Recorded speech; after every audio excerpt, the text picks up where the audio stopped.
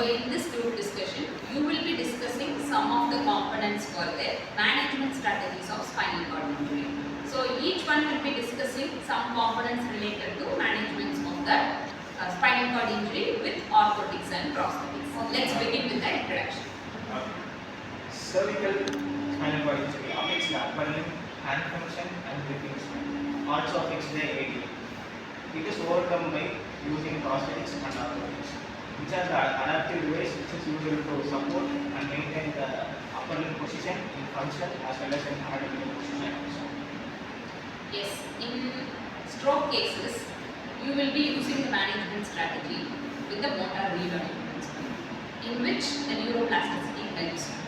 But in spinal cord injury, there is a loss of connectivity between the higher center and lower center. So in that case, motor relearning helps, but the neuroplasticity will be very low comparatively to the stroke rehabilitation. So in which the fine components like hand rehab and all is very difficult for the spinal cord injury cases. So in that case, we will be receiving the help from orthotics and prosthetics department. So orthotics and prosthetics nowadays with the help of AI is booming to give a better result in the rehabilitation. So we'll discuss one by one. So what are the other components? So in case of cervical cord injury patients, the upper limb orthosis plays a major role in restoring the hand positioning and functional grasp abilities. So one such important device is wrist hand orthosis that will stabilize the wrist and will support the weak muscles and the splentis tenodesis splinter. So the advantage of tenodesis effect is when wrist is extended, it will cause a passive finger flexion so that the patient will have an enhanced grip and grasping abilities.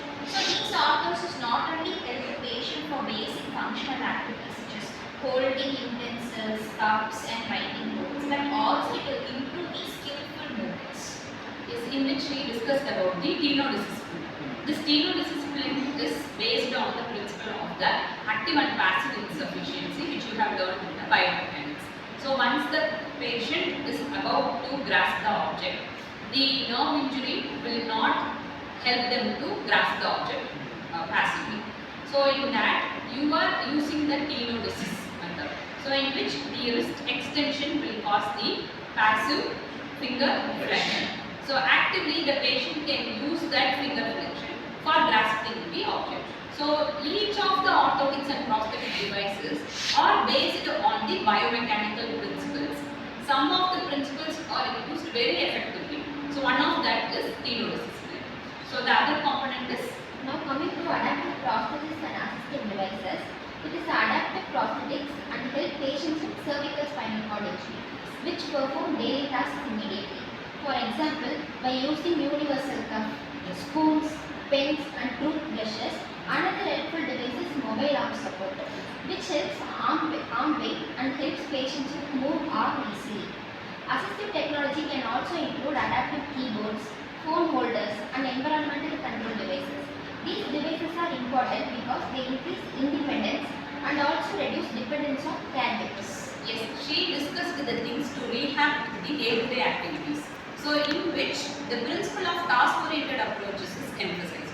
Task-oriented approach is necessary to rehab the patient to the day-to-day activities. The person's main concern with the spinal cord injury is the inability to perform the day-to-day activities. So you have to train the hand rehab with these kind of objects like pen, cuff, spoons, keys. So these kind of activities will give a confidence to the patient that we can go to the nearby activities soon. So that should be emphasized. So task-oriented approach is emphasized in her practice. Next. Now we are going to discuss about the design and the consideration of the orthotics and prosthetics. There are the four principles. The first principle is the level of spinal cord injury. Because we need to know the level of spinal cord injury, then we can prescribe the orthotics and prosthetics. C5, C6, C7 and C7 injuries. Second, the comfort and the fit of the orthosis. The patient should comfort to use the prosthetics and the orthotics because they can cause us the wedge, pressure sore and skin irritations.